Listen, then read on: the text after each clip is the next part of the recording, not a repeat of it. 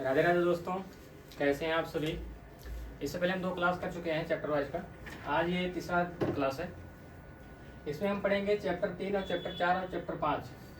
ये तीनों चैप्टर का एक में ही पढ़ेंगे हम लोग, क्योंकि इनमें चैप्टर में बहुत ज़्यादा कुछ है नहीं। ये जो चीज़ है आपके चैप्टर लिखे गए हैं, इसमें है आपके प्राकृतिक पूर्णांक संख्याएँ हैं और क्रम विनिमय है और साचर प्रगुण है और तत्समक जो पढ़े हैं आप लोग पढ़ते ही हैं, योगात्मक और गुणात्मक।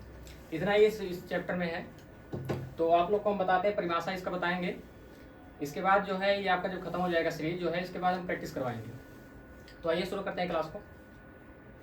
आप लोग क्लास को पूरा देखिएगा, जाइएगा नहीं। ज़्यादा लंबी क्लास नहीं है, बस छोटी क्लास दे रहे हैं आप लोग को, जिससे आप लोग का समय बचत हो। तो देखिए, पहला क्या है आपका, प्राकृतिक संख्या किसे कहते हैं। यानी गिनती की सभी संख्याएं को आप प्राकृतिक संख्या कह सकते हैं। यानी 1 से लेकर अनंत तक संख्याएं जो लिखते हैं हम, वो प्राकृतिक संख्या के अंतर्गत आती है। आपकी छोटी डिफिनेशन आएगी तो आप डिफिनेशन ऐसे लिख दीजिएगा। उसके बाद आपकी है पूर्ण संख्या। पूर्ण संख्या ऐसी संख्या होती है जो प्राकृतिक संख्याएं आपकी होती हैं, उसमें आप शून्य को शामिल कर देंगे।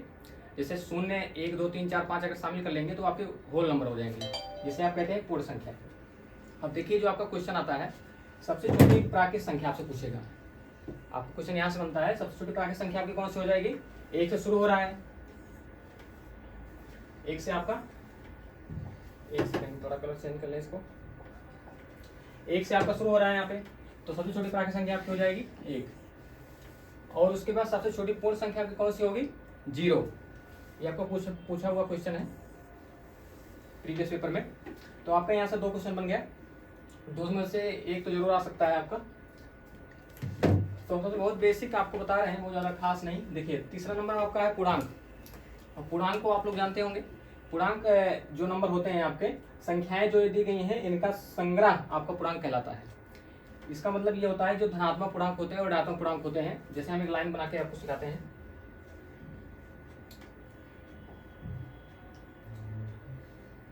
जैसे देखिए, ये एक लाइन बनाएंगे आप लोग। यहाँ आपका मिड पॉइंट होता है 0, इसके इधर 1 होता है पॉजिटिव, इधर 2 होता है, 3 होता है, इधर अनंत हो जाते हैं। इधर होता है आपका नेगेटिव 1, -2, 3 नेगेटिव, इधर आपका इनफाइनाइट तक माइनस में। यही आपके पूर्णांक हैं। इनको आप इधर कर देंगे धनात्मक पूर्णांक हो जाएंगे, इधर के आपके ऋणात्मक पूर्णांक हो जाएंगे। धनात्मक पूर्णांक में आपके आते हैं, यानी कि +1, +2, +3 डॉट इनफाइनाइट। और ऋणात्मक पूर्णांक में आपके आएंगे -1, -2, -3 डॉट इनफाइनाइट। समझ में आ रहा है आप लोग को। क्लास को पूरा रुक के देखिएगा। आप लोग क्लास को पूरा देख नहीं रहे हैं तो आप गलती कर रहे हैं। क्लास को देखिएगा जरूर, ज़्यादा लंबी क्लास है नहीं। आपका यहाँ से क्वेश्चन जरूर मिलेंगे आपको। तो 3 नंबर हो गया आपका। तो इसके बाद भी क्वेश्चन लगवाएंगे आप लोग को। क्लास को देखिएगा, रुकिएगा जरूर। 4 नंबर में आपका है परिमेय संख्याएं। आपके चैप्टर में अपरिमेय संख्या नहीं है, परिमेय संख्याएं केवल है। परिमेय संख्या आपको ऐसी संख्या होती है, परिभाषा उसकी है, ऐसी संख्या जिसे हम P/Q के रूप में लिख सकें, जहाँ Q बराबर 0 ना हो। मेरे कहने का मतलब ये है, कोई भिन्न आपका है जिसे P/Q के रूप में लिख सकते हैं, वहाँ पे Q ≠ 0, यानी Q की वैल्यू आपकी 0 नहीं होनी चाहिए। और 0 काहे नहीं होनी चाहिए, इसके पीछे रीजन ये है कि अगर Q की वैल्यू आप 0 रख देंगे तो 0 से किसी संख्या में भाग देते हैं, उसका मान आपका अनंत हो जाता है। अगर 0 में किसी संख्या को भाग देंगे, जैसे मान लीजिए 0 में आप 1 से भाग दे दिए, तो ये मान आपका 0 हो जाएगा। लेकिन आप 0 में किसी 1 में अगर 0 से भाग दे देंगे, किसी नंबर में आप 0 से भाग देंगे, तो आपका मान अनंत हो जाएगा। ये सब आप लोग जानते रहिए, आपका बेसिक है। तो यहाँ से देखिए, उसके बाद आपका कह रहा है परिमेय संख्या हो गई, आपको P/Q के रूप में लिख सकते हैं, जहाँ पे आप Q ≠ 0। इसमें देखिए, एक क्वेश्चन आपका पूछा हुआ था प्रीवियस पेपर में, 0, यहाँ 0 देखे लिखा गया है। आपको भी बताया था 0 आपकी परिमेय संख्या है। कैसे परिमेय संख्या है, क्योंकि 0 को आप किसी नंबर से यहाँ पे आप 1 लिख सकते हैं। इसको P/Q के रूप में लिखना है, हम बटे में 1 लिख सकते हैं। इसके मान में कोई फर्क नहीं पड़ता। आपका दूसरा नंबर के लिए जैसे आपका 2 लिखा गया है, 2 के नीचे अगर आप 1 लिख देंगे तो कोई मान में फर्क पाया आप तो नहीं होगा, क्योंकि यहाँ पे 1 से कोई फर्क पड़ता ही नहीं है। तो यहाँ पे Q की वैल्यू 1 आ गई। Q की वैल्यू 0 नहीं होनी चाहिए।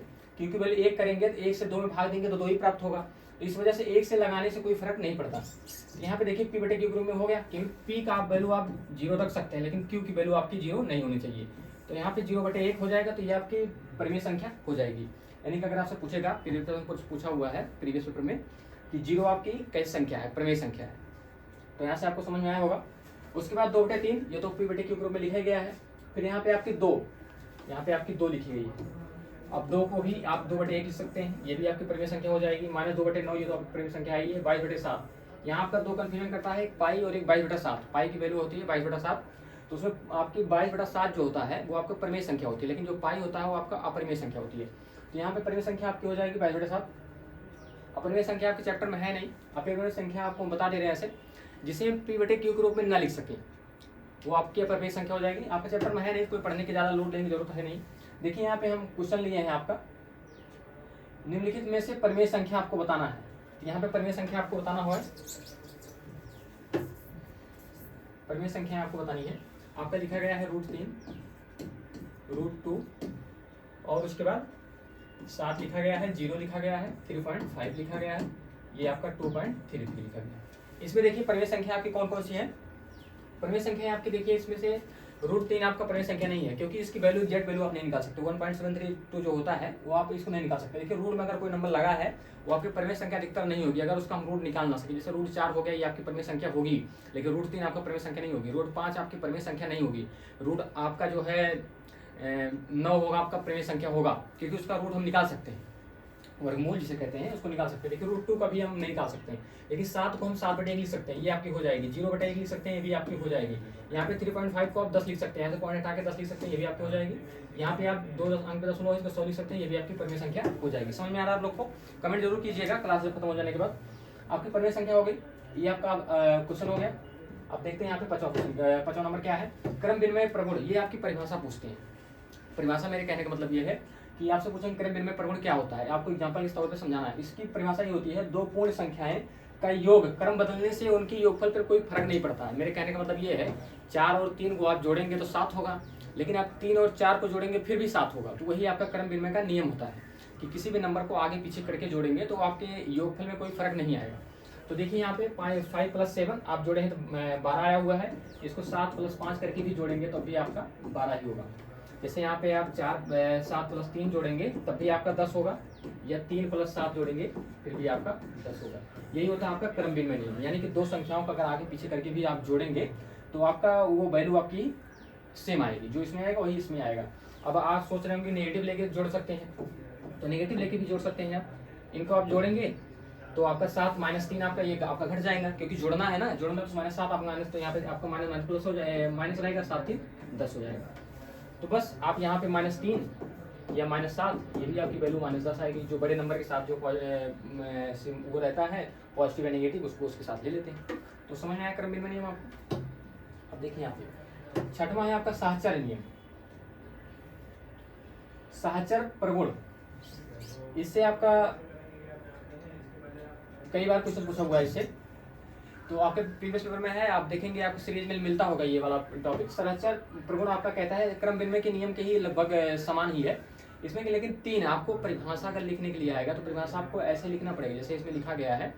तो सेम आप इसको स्क्रीनशॉट ले लीजिएगा, क्योंकि आपकी परिभाषा लगभग बुक में दी होगी, अगर बुक आपके पास होगा। अगर नहीं होगा तो आप परिभाषा की स्क्रीनशॉट ले लीजिएगा, तो आप रख लीजिएगा।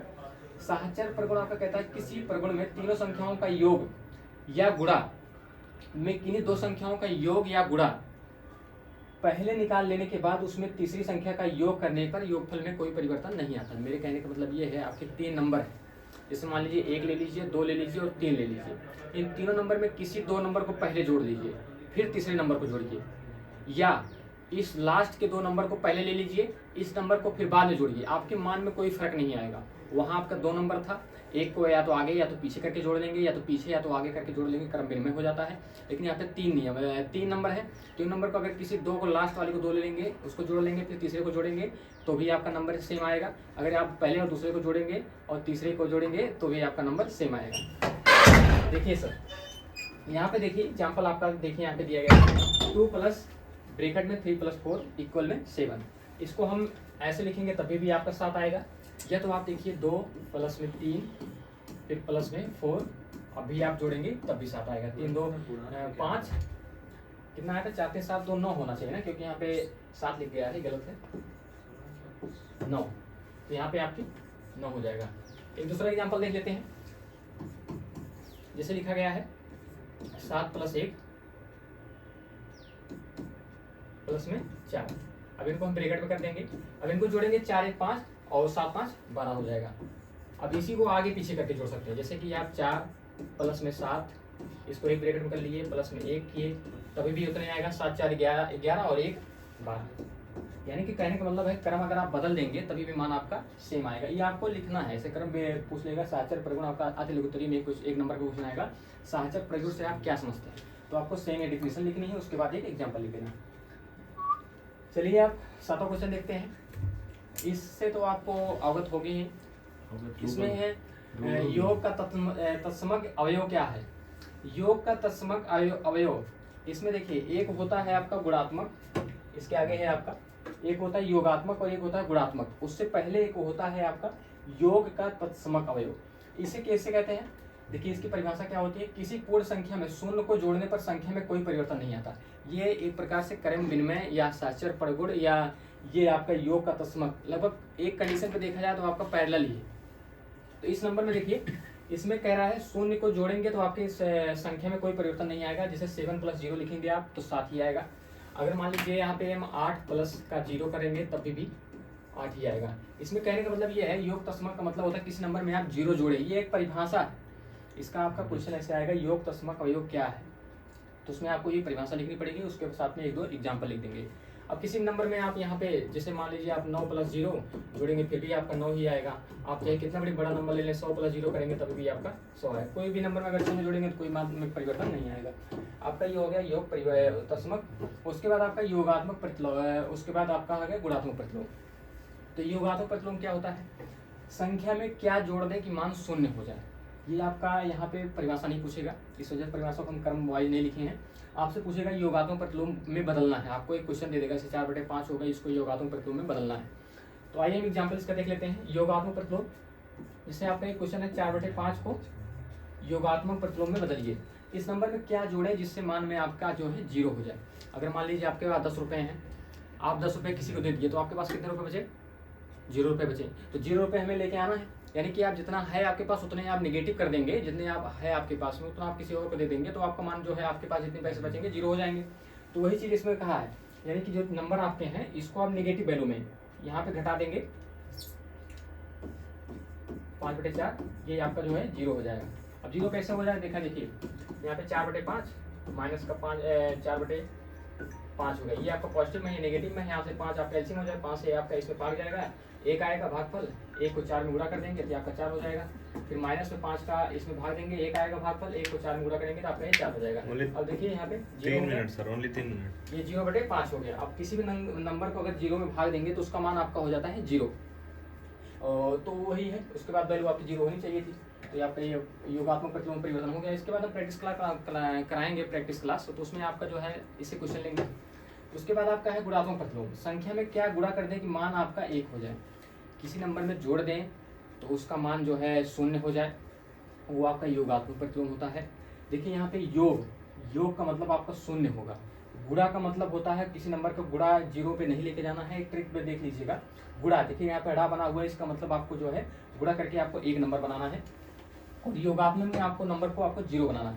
तो गुणात्मक में जैसे ले लीजिए आप यही 4/5 ले लेते हैं। 4/5 आपका अगर मान लीजिए कह रहे आपको गुणात्मक प्रतिलोम बदलना है, तो गुणात्मक प्रतिलोम बदलने के लिए आपको इसमें गुणे करेंगे और इसका विपरीत चिन्ह, यानी कि 5/4, क्योंकि यहाँ पे जोड़ना नहीं है ना, गुणा करना है। आप देखिए तिरछे में कट जाए, ये नीचे ऊपर कट जाएंगे, 4 से ये 4 कट जाएगा, 5 से ये 5 कट जाएगा। यहाँ पे सिंबल नहीं चेंज होगा, सिंबल आपका जैसे रहेगा वही सिंबल रहेगा। तो मेरे कहने का मतलब ये है योगात्मक प्रतिलोम में आपकी जो वैल्यू रहेगी उसको पॉजिटिव रहेगा नेगेटिव जोड़ देंगे, और नेगेटिव रहेगा तो पॉजिटिव जोड़ देंगे। और गुणात्मक प्रतिलोम में केवल नंबर को उल्टा कर देंगे, जैसे 3/2 लिखा गया है तो 2/3 उसमें गुणा कर देंगे, बस आपका वो गुणात्मक प्रतिलोम हो गया। बदलने के लिए आएगा तो आप लोग कर लेंगे। फिर आपका ये बचता है भाज्य और अभाज्य संख्या। भाज्य और अभाज्य संख्या किसे कहते हैं, ये आपके चैप्टर में है नहीं, लेकिन आपको बता देते हैं। Next class. तो अभाज्य संख्या ऐसी संख्या होती है, हम आपको ऐसे बेसिक बता दे रहे हैं। अभाज्य संख्या ऐसी संख्या होती है जो नंबर 1 से कटे या आपसे खुद से कटे, वो आपकी अभाज्य संख्या हो जाएगी। और भाज्य संख्या होती है वैसी संख्या होती है जिसके 2 से ज़्यादा अधिक फैक्टर हों, तो आपकी भाज्य संख्या हो जाएंगी। ये आपके चैप्टर का पार्ट नहीं है। इसके बाद आपके होमवर्क है, इसको लगा के आप लोग कमेंट जरूर कीजिएगा।